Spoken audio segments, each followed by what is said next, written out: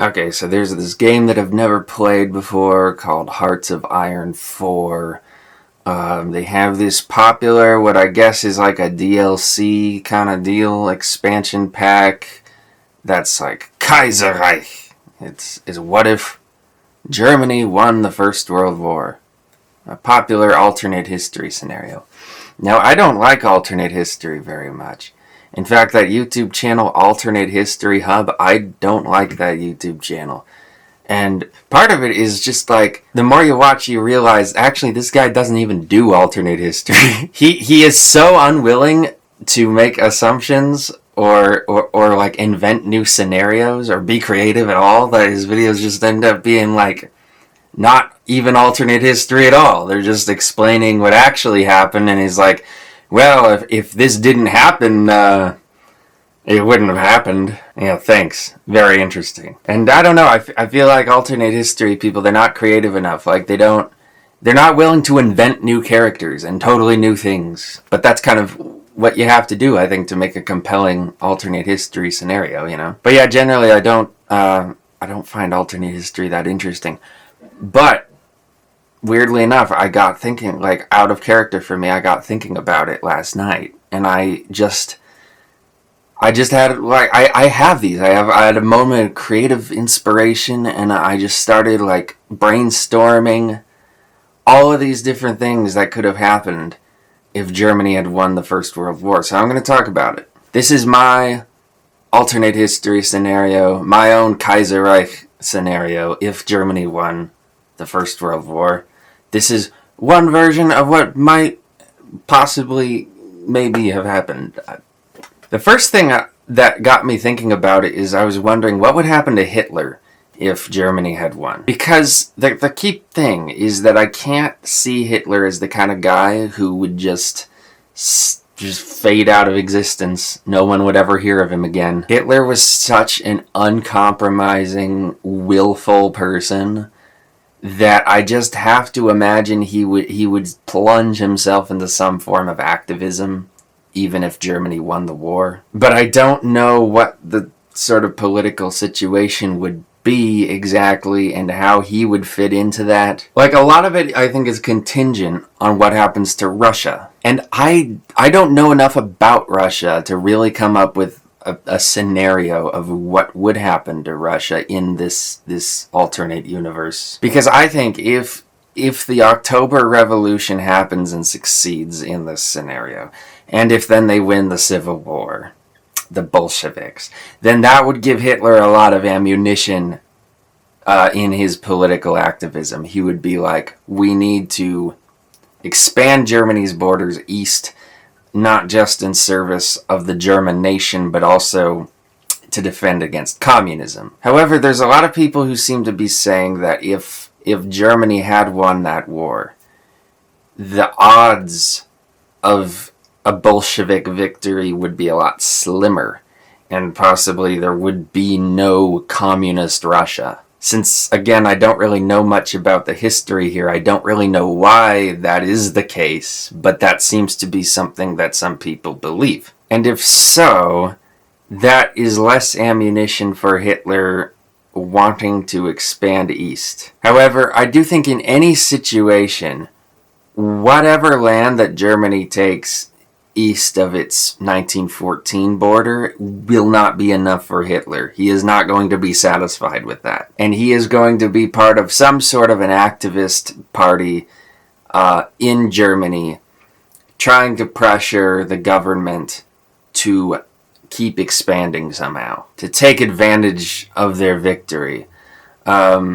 Sort of like what happened in Italy when Italy won the First World War, or was on the winning side, really. Speaking of Italy, this is actually a pretty interesting part of this scenario that I came up with. If Italy loses World War I can imagine that morale and faith in the war effort is at an all-time low, obviously, and the anti-interventionists in Italy, who are dominated by the socialists, are going to have a much stronger position than they had in our timeline when Italy was on the winning side. Plus, Austria is going to be demanding a steep indemnity from Italy, and that is going to harm Italy economically.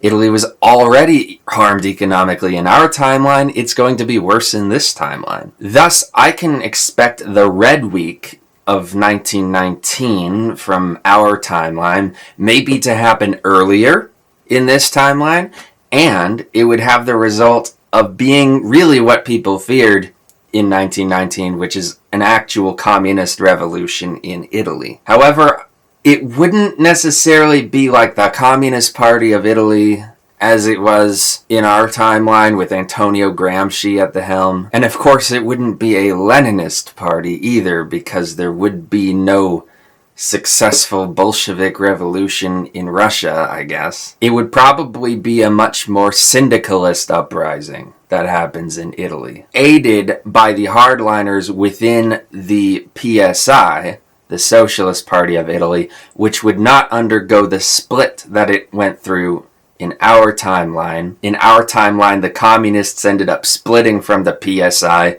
and so the PSI therefore became a little bit more moderate. In this case, the PSI would actually become dominated by the revolutionary and anti-interventionist side, who would be a lot more successful in leading a revolution in the wake of the war. But I don't think that the communist revolution in Italy would succeed in this scenario, because I think you would have a very, very powerful nationalist backlash from former interventionists, like, for instance, the fascists. However, the fascists in this scenario, I don't think would be leading this counter-revolution. I think they would be an important arm in the counter-revolution, but they would not be the ones defining it. Rather, I think it would be the legion of Gabriele D'Annunzio. Now, he wouldn't have the legion that he had in our timeline. In our timeline, he goes to Fiume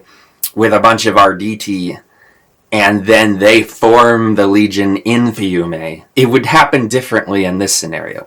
In this scenario, Gabriele D'Annunzio never leaves Italy. And in this scenario, I think Gabriele D'Annunzio is really trying to light a fire in people even after Italy has lost the war. He is making all these speeches saying that they will not accept defeat, they will not accept peace with Austria, and that he wants Italy to rather completely get razed to the ground before having a peace deal with Austria. If this sounds weird to you, I assure you it's not. It's very in character for who Gabriele D'Annunzio was and what his rhetoric was at the time. He would be advocating that Italy not give up under any terms at all. And this would have the effect of rallying people behind him in opposition to the socialists. At this time, in our timeline, Gabriele D'Annunzio was more popular than Mussolini. And in this alternate scenario, since he never leaves Italy, he consolidates that power around him and becomes the leader of the counter-revolution. Mussolini ends up becoming one of his very important underbosses, but an underboss he remains in this scenario.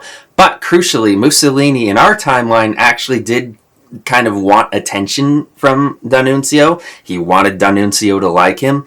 In this scenario, D'Annunzio has more reason to give him attention, and that might produce a kind of peace between the two. So basically what you have is a civil war in Italy between the communists and the nationalists. Very similar to what happened in Spain in the 1930s in our timeline. At first I was thinking that maybe there would be an Austro-German intervention into Italy following the communist revolution. But then I remembered D'Annunzio, and I thought that that wouldn't happen, because I would think that if D'Annunzio is there, then the nationalists have someone to rally behind, and it would become a civil war that wouldn't require a German intervention. And the reason that's important is because I was thinking if there is an Austro-German intervention, then Mussolini actually might switch sides, and he might work with the original anti-interventionist socialists, the anti-war socialists, who he was,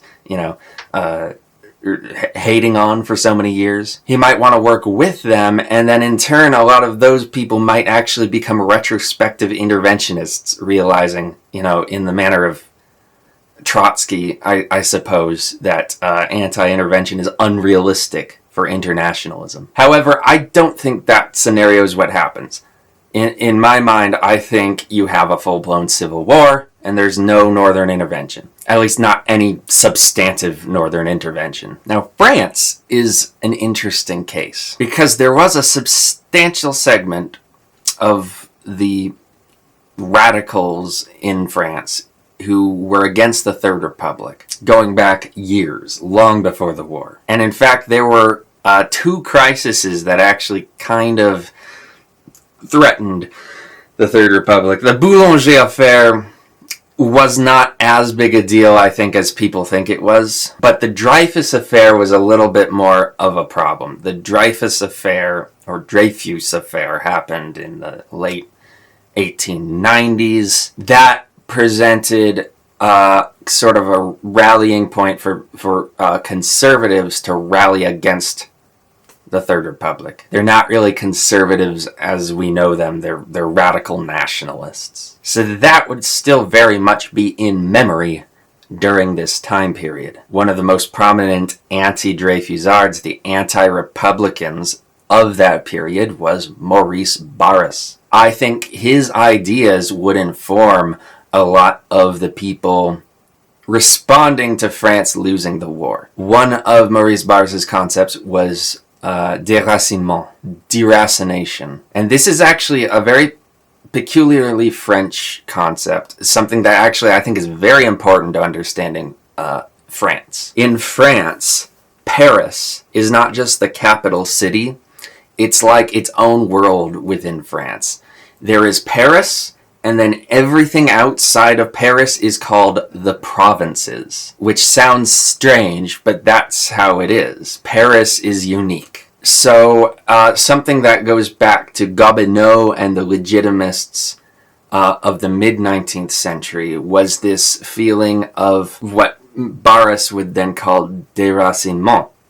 This idea that Paris was kind of a weird sort of cultural drain on the country. It uprooted people from all parts of the country and dislocated them not just physically but also mentally. It destroyed the traditional bonds that tied them to the society around them and made them much more kind of free-floating, free radical, willing to adopt sort of anti-property, anti-social in a way, sentiments. Basically, Paris was this big sort of abscess on France that infected the country with radical ideas. And one of these affected people was Barrès himself, who was a deracinated man from Lorraine who moved to Paris as a young fellow and subsequently became a radical, but a radical nationalist who developed a kind of an understanding of the danger of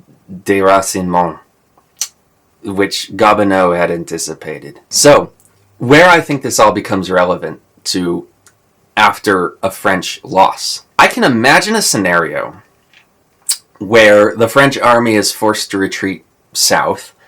The French capital is temporarily located to a more southerly city like Lyon or Grenoble, a city that's also kind of close to the border with Italy, close to a major Italian city like Turin or Torino, where in fact you had in our timeline actually a very major socialist uprising during this period. The Germans have taken Paris by this point. They've basically conquered France. It's just the south that's holding out. And it's eventually agreed, the Third Republic government in the south is now agreeing to come to an armistice with Germany. So really what you have is a situation where the majority of France is occupied by the German army, and it is the south kind of near Italy which is still held on by the French army. And what's crucial about this is you have the Italian situation starting to explode. The socialists are revolting in Italy, and this is also affecting the socialists in France, who are themselves becoming agitated, especially close to the border with Italy, where you have a lot of communication going between Turin and the southern French cities, possibly some exchange of arms and men and refugees. Thus, the French army in the south is in a position where they are not only trying to hold out against German occupation, they are also trying to hold out against a potential socialist threat within their borders. And on the outside of their border with Italy. Then, the government in Lyon or Grenoble, wherever it is, decides to move back to Paris with the understanding that they're coming to an armistice agreement with Germany. This is seen by many of the army officers as a betrayal. And then the final betrayal comes later on in 1919, when in order to finalize this armistice, France has to agree to demobilize. The French army in the south agrees to demobilize, but not without considerable complaint. This results in Paris in a peace celebration among left-wing Parisians that gets intercepted by disgruntled nationalists who feel that the Paris government has betrayed the army in the south and not only sold out to the Germans but also sold out to the socialists. So you get a big riot in Paris, which has to be put down by the Germans. That creates even more disgruntled people in the south, including one army officer who I'm just making it up, it's a made-up character, who becomes like this sort of popular figure, kind of rejecting the peace, rejecting demobilization really more than anything else, and supporting the nationalist rioters in Paris, validating them, saying, yes, the government of Paris has sold us out, has sold out the country, the provinces. These deracinated Parisians, these rootless Parisians who have no soul, who have no sense of patrie, of country, are just completely selling us out to the socialists and the Germans. This is the line that he takes. So he creates a political movement, a political party, Parti de la Défense Nationale, Party of National Defense. And this is itself a reference to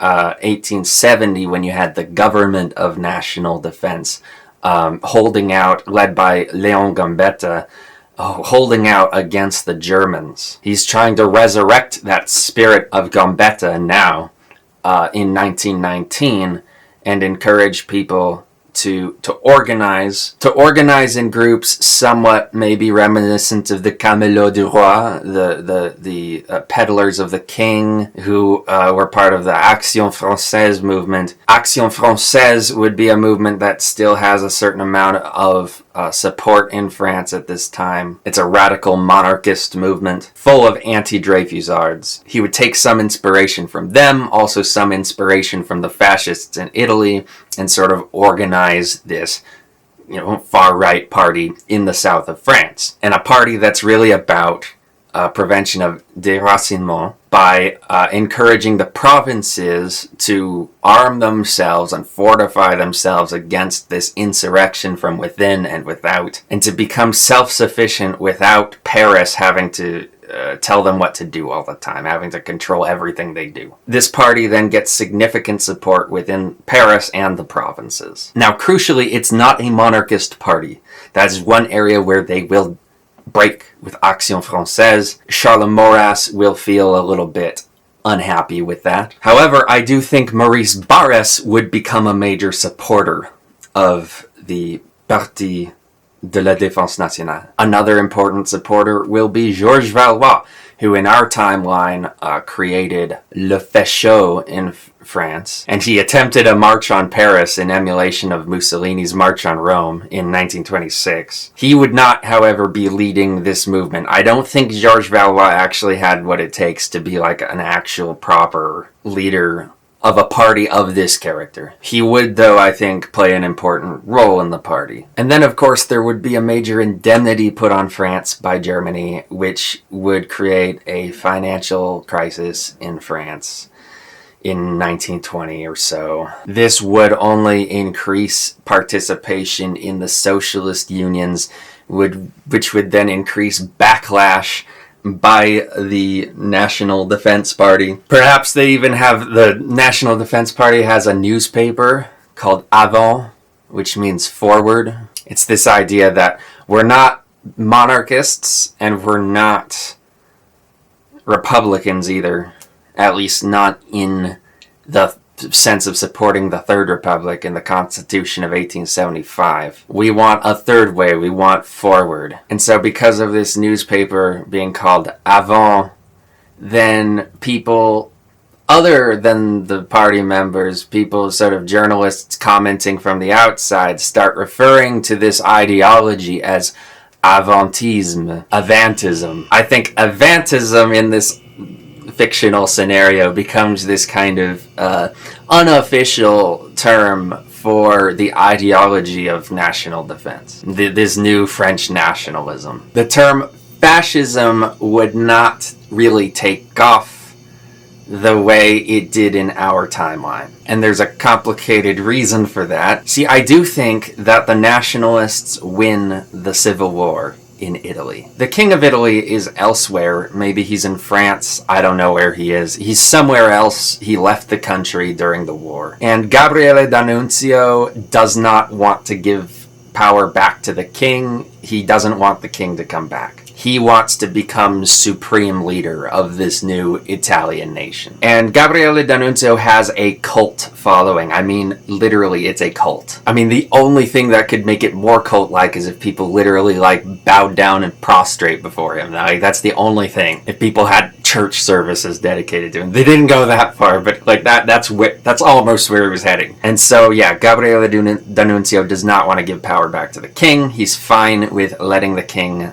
exist somewhere else. But you have this tension, I think, between him and Mussolini. Because he uses Mussolini during the war, but he doesn't really like or trust Mussolini. Because Mussolini is too ambitious. He's too strong-headed. He has too many ideas. But I think because Mussolini is so ambitious and strong-headed, much more so than any of D'Annunzio's own supporters in his legion, I think that makes D'Annunzio interested in using Mussolini as a sort of prime minister. Maybe he forms a cabinet with himself as supreme leader or something like that, and then he makes Mussolini the prime minister who's actually kind of running the government. However, as much as Mussolini would like to make this a fascist government, I don't think that D'Annunzio is going to let him in this scenario. Because fascism then comes at the expense of D'Annunzio's own myth that he's building. He doesn't want Mussolini to define this sort of national revival.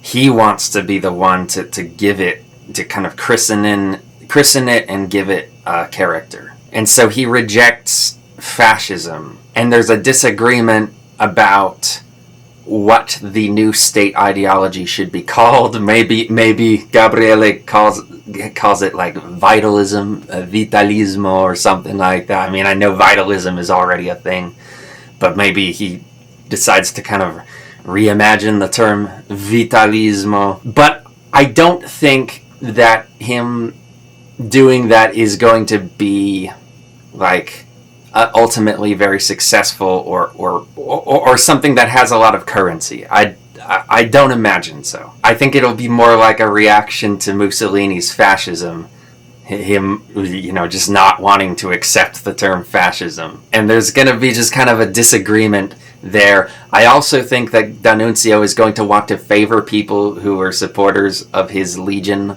over the fascists, and that's going to create disagreement and friction between him and Mussolini. Ultimately, I don't know if the town is big enough for the two of them. I think Mussolini and D'Annunzio might have too much friction. However, I do think they'll be able to get along for quite some time, for a few years at least. And I think that Gabriele D'Annunzio is going to be enjoying his position as supreme leader. It's a sort of head of state position that doesn't require him to do a lot of actual governing. He can just kind of go around, take diplomatic vacations, build palaces, do speeches, stuff like that. That's kind of more what he's into. He doesn't like actually running countries. Mussolini is going to be left with actually running stuff, and he's going to be cracking heads and, being the boss. But D'Annunzio might get suspicious of Mussolini more and more as Mussolini consolidates more power around him. And that could become a problem. I don't know how that problem will be resolved, but I think that would be a tension in this overall scheme.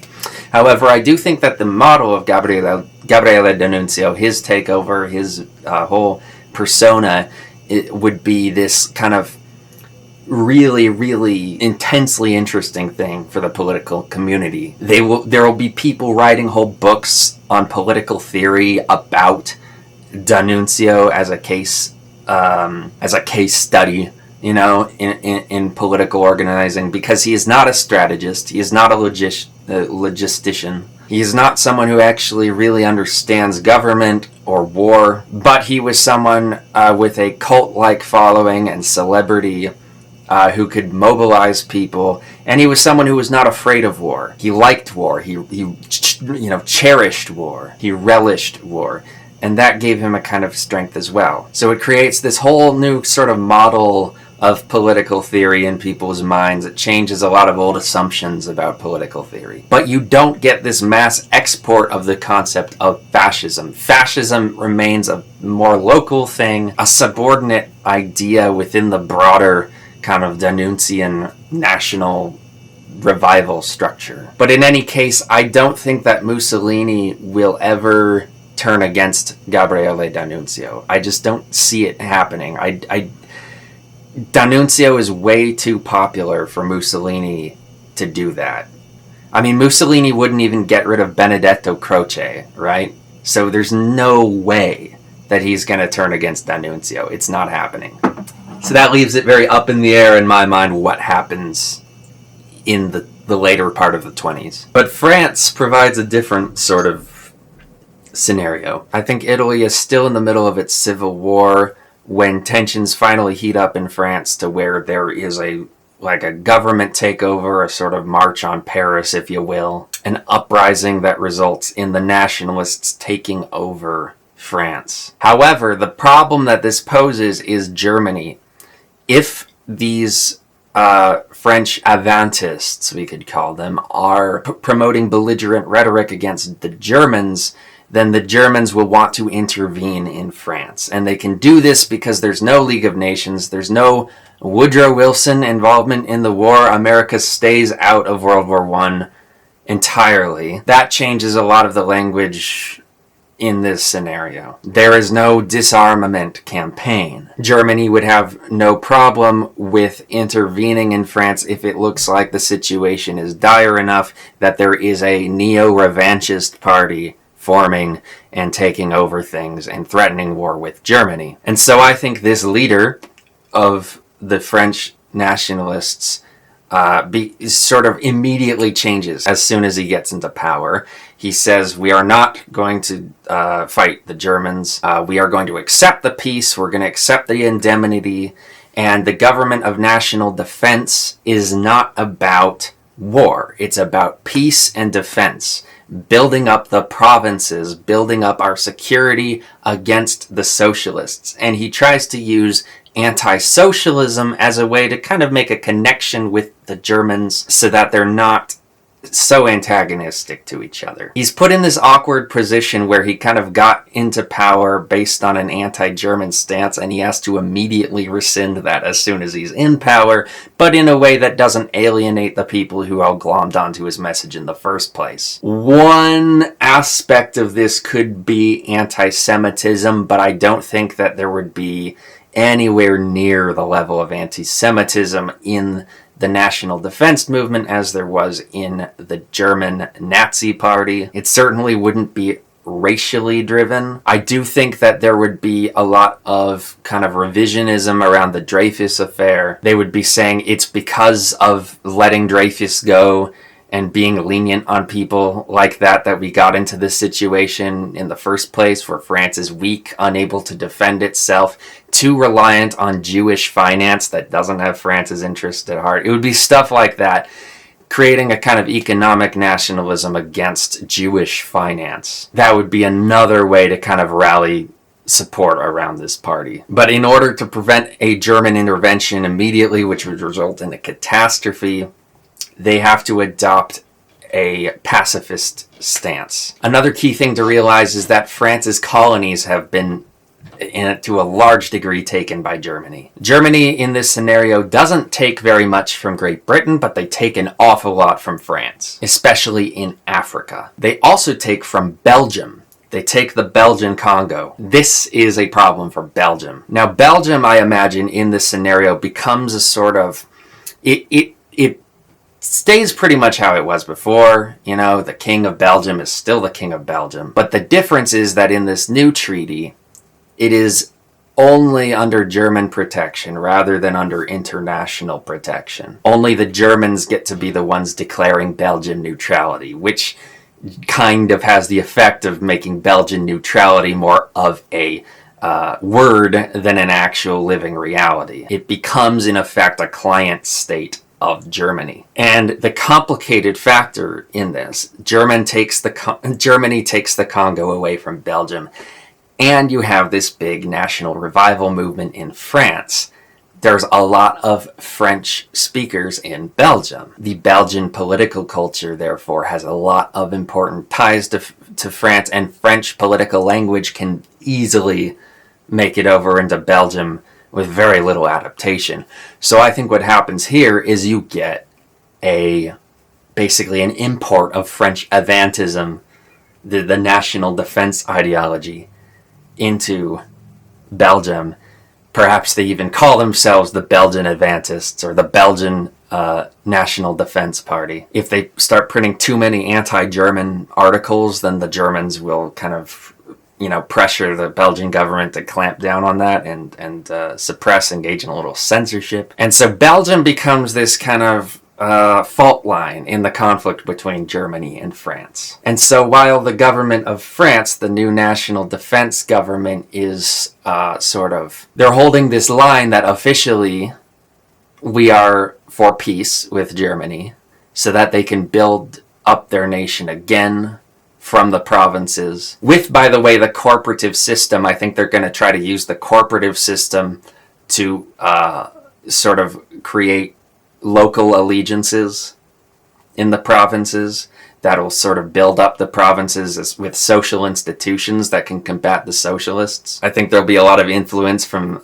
Frederick Laplay in this whole idea, although Frederick Laplay was not a corporatist and actually rejected corporatism. His ideas actually impacted a lot of the development of French corporatism. So that will be, how this national defense government keeps itself alive.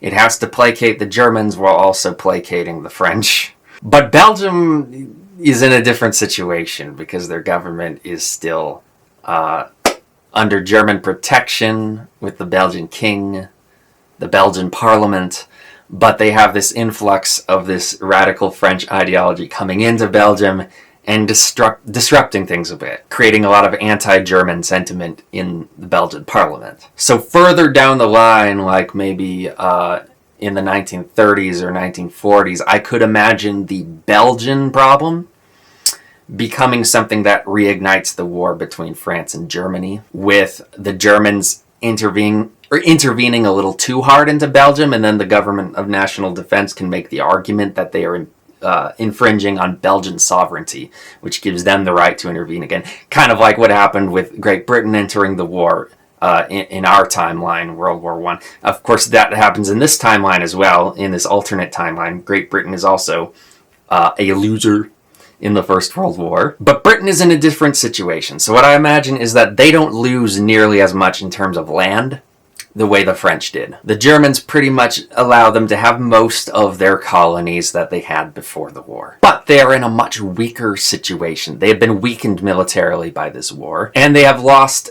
I think the indemnity that Germany demands from Great Britain is mostly financial, and it involving like stakes in various commercial interests. Like, I think they're going to demand the Suez Canal, the interest that Britain had in the Suez Canal.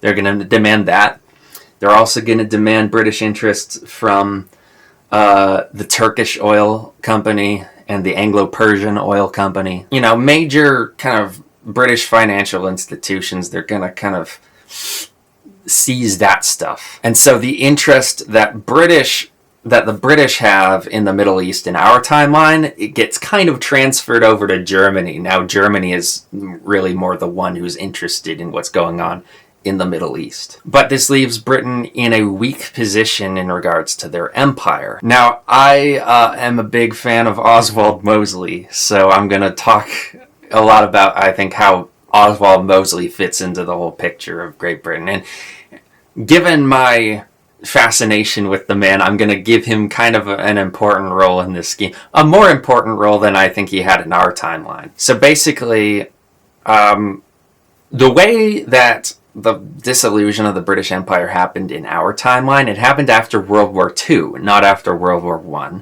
And by that point, you had already had all of these years of Woodrow Wilson, the 14 points, the mandate system, and you have the rise of the sort of Cold War, the US and Russia being anti-imperial, technically. You have all of this that sort of eventually just kind of like makes the British Empire feel a little outmoded, feel a little out of date. You introduce a whole lot of language about national self-determination that gradually seeps into these territories and makes the difference. It's more of a decadent disillusion than a crisis in an acute way. But I think in this alternate timeline that I'm painting the picture of, it's more of an acute crisis because it happens after the First World War rather than the Second. There's no language of self-determination. There's no 14 points, none of that bullshit. And it's more of a situation of we're still in a very particularized world, but Great Britain's imperial possessions are now getting this idea that Britain is a lot weaker than they were. A lot weaker than they thought they were. Particularly India is going to get interested in the idea of independence from Great Britain, as well as Ireland. Now, Ireland achieved independence in our timeline as well. It's going to be a major crisis here. All over the empire, you're going to have what's called the imperial crisis, where there's a major crisis in confidence in British leadership all over the world, especially as the indemnity might have the effect of creating a financial downturn in England. It won't be a major one, but it'll be a problem. Great Britain at this point is fearing becoming another Spain. Now, in our timeline, Oswald Mosley, after coming back from the war, joins the Conservative Party because the Conservative Party is making promises to veterans, which is what he's interested in. But I think in this alternate timeline, what happens is that actually Labour experiences a pretty stark rise in support after the previous sort of liberal conservative hegemony fails in the war. People are seeking a new answer and they look to it in socialism and the trade unions. And I think this results in the Labour Party adopting a much more visionary stance after the war, having this benefit of being opposed to the system that failed, that lost the war. And I think they are going to try to get the veterans on side by making promises to veterans. And I think that altogether is going to pull Oswald Mosley into the Labour Party to start with, rather than the Conservative Party. I actually think that in this timeline, there really is no British fascist movement to speak of in any major sense, because I think Oswald Mosley stays in the Labour Party. And I think he benefits, his personal political career benefits from the imperial crisis, because Oswald Mosley in our timeline had very strong opinions about empire. He had a very strong imperial vision, an imperial reformist vision, which he initially called socialistic imperialism. And I think he uses this in this alternate timeline as well. And because the imperial crisis is much more acute, there is an imperial crisis and it's an acute one in this alternate timeline, he uses that to further his own political career. So I think what happens is that Ireland, the failure of Britain to hold on to Ireland, brings down the first Labour government. And there's a sort of replacement Labour government that fills in for them, and they promise a solution to the imperial crisis, a solution to the imperial problem. Mosley, as a backbencher, is also advocating for specific solutions to the imperial problem. And I think he's making a lot of speeches about this. He's doing a lot of publicity about this. And he's getting attention from even some conservative newspapers. They might be saying stuff like, hey, this Mosley, he might be a socialist, but he's the only man in Westminster who seems to have an actual mind for modern imperialism in the 20th century. And so I think the failure of the Irish situation, uprisings in Egypt and other stuff, it starts to damage people's confidence in the Labour Party, as well as, having difficulties managing the financial situation. So in the next election, I imagine that the Conservatives retake a lot more seats from Labour. And maybe even the Liberals are a little bit more squeezed than they were before, because Conservative is also adopting a strong empire position. Now, because Labour itself doesn't really have a coherent empire vision, but Mosley does, in order to form a confident government, they actually need Mosley. And so that's how Mosley becomes part of the new Labour government with a weaker majority than there was before. But he's a sort of compromise that can get some of the Conservatives to support them. And so I imagine that actually has the effect of giving Mosley a stronger position than he ever had in our timeline. A stronger political career, which possibly results in Mosley, as I said, never leaving the Labour Party, because the whole issue with the Mosley Memorandum doesn't really happen the same way. Because he has a lot more political capital, it's not rejected the way it was in our timeline, and he feels less of a need to leave the Labour Party. And so you don't get any British Union of Fascists. You don't have any fascist in Great Britain who has the kind of pull and magnetism that Mosley had, and as a movement, it doesn't become ever as sort of excitable as it was in our timeline. The last area that I want to talk about is Turkey in the Middle East. So, even though Turkey is part of the Central Powers who won the war, I don't think they're in a good position at the end of the war. And I think they're going to be very unsatisfied with their victory, kind of like Italy was very unsatisfied with their victory in our timeline. And so I think you have two different things going on. You have Arab nationalism, which was fomented by the British. Now, the British were working with a lot of Arab nomadic tribes, Bedouin tribes, and they were trying to promise them stuff in relation to creating like an Arabian kingdom after the fall of the Turks. But all of this has the knock-on effect of kind of waking up the more urban Arabs to the concept of Arab nationalism. Then in Anatolia, in western Turkey, around Constantinople, you have kind of a crisis of conscience in the Ottoman Empire. I think there is another military seizure, another military takeover, and this time they get rid of the Sultan. So it's no longer the Ottoman Empire, it's Turkey. But it's not Mustafa Kemal's Turkey that we got in our timeline. This is the remnants of Ottoman Turkey. And they create a provisional government with the promise of maybe having an election and a constitution down the line. But right now they're really just trying to keep the peace. They want competent government. So they're dealing with a crisis in the Arab regions of their empire as the Arabs are starting to wake up, and this eventually leads to an Arab insurgence against Turkey. And I imagine that this new Turkish regime adopts a very anti-Arab stance as a result, and you get a lot of newspapers in Turkish denouncing the Arabs, making a lot of racist comments about the Arabs as like barbaric tribesmen, as Turkey tries to kind of reinvent itself into the sort of civilized man of the Middle East. There's a lot of scapegoating of the Arab population, and it might result in a very bloody war. A war that, by the way, gets rid of any possibility of Zionism. And I think it might get to the point where Germany, because of their new interests in oil around the Persian Gulf specifically, they might actually want to intervene in Iraq. So I see the possibility of a German intervention in Iraq in the 1920s, and possibly over time this results in a situation where Germany finds that the most sensible solution is to create a kind of Iraqi puppet state that gives the Arab nationalists their country while also securing German interests in the region. Crucially, though, this comes at the expense of Turkey, and Turkey is going to be very unhappy about this.